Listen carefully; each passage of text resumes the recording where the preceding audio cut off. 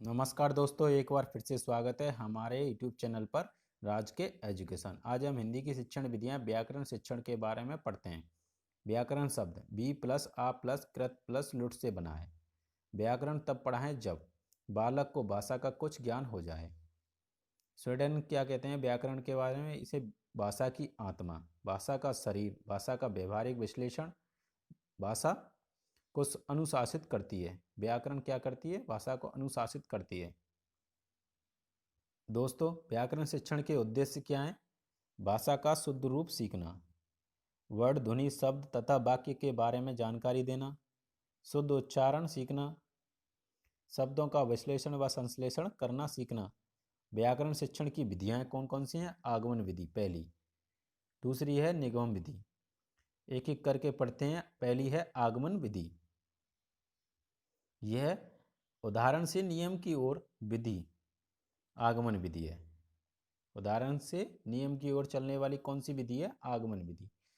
पहले उदाहरण प्रस्तुत करते हैं, बाद में नियम व सिद्धांत की स्थापना की जाती है। इसमें आगमन विधि के 5 सोपान हैं। पहला है उदाहरणों का प्रस्तुतिकरण, शिक्षक द्वारा किया जाता है। निरीक्षण, तुलना एवं संबंध छात्रों द्वारा किया जाता है। सामान्यकरण, नियमीकरण, परीक्षण अन्य उदाहरणों द्वारा, प्रयोग व अभ्यास। ये 5 हैं, मोस्ट हैं, ये मोस्ट इंपॉर्टेंट हैं रीट की भर्ती की। आगमन विधि के 2 रूप होते हैं। पहला है प्रयोग, दूसरा है सहयोग व समवाय। प्रयोग, अध्यापक स्वयं उदाहरण प्रस्तुत करता है इसमें। सहयोग व समवाय, इसमें गद्य या पद्य शिक्षण करवाते समय दिए हुए उदाहरणों का प्रस्तुतिकरण होता है। गद्य और शिक्षण के साथ साथ व्याकरण शिक्षण भी करवाया जाता है, व्याकरण भी सिखाई जाती है इसमें गद्य और पद्य पढ़ाते समय। दोस्तों, आगमन विधि के गुण, पहला है मनोवैज्ञानिक विधि है, क्योंकि इसमें अधिकतर समय सूत्रों एवं सिद्धांतों का अनुसरण होता है। विशिष्ट से सामान्य की ओर चलती है यह, उदाहरण से नियम की ओर, मूर्त से अमूर्त की ओर, अनिश्चित से निश्चित की ओर, सरल से कठिन की ओर। नोट देख लेते हैं। पूर्ण से अंश की ओर और ज्ञात से अज्ञात की ओर, इनका प्रयोग आगमन विधि में नहीं किया जाता है। मोस्ट इंपॉर्टेंट, आगमन विधि में बालक स्वयं ही निष्कर्ष निकालते हैं, अतः तार्किक क्षमता का विकास होता है। स्वयं करके सीखता है, अतः अधिगम स्थायी होता है।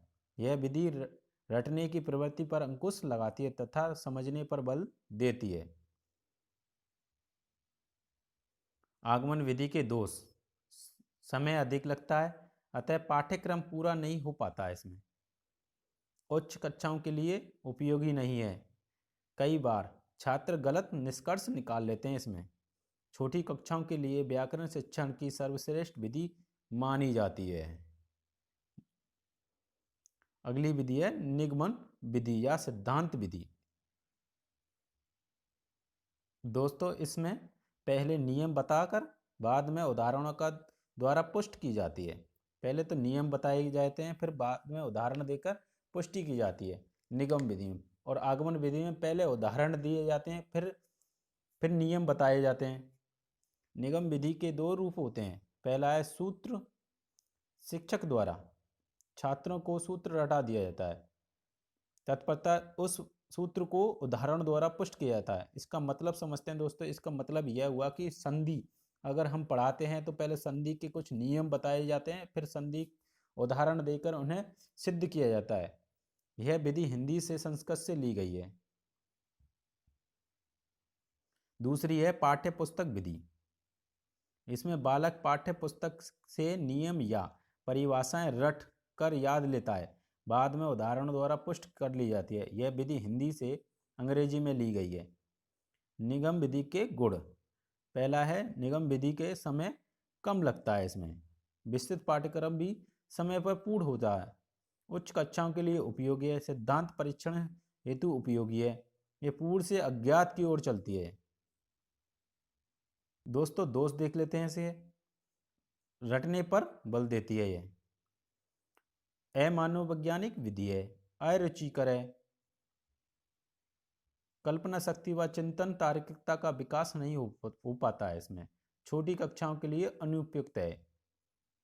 भाषा संश्लेषण विधि, इसमें बालक भाषा जानने के लिए शिक्षक लोगों के संपर्क करता है या ख्याति प्राप्त लोगों की कृतियों को पढ़कर भाषा का शुद्ध रूप सीखता है।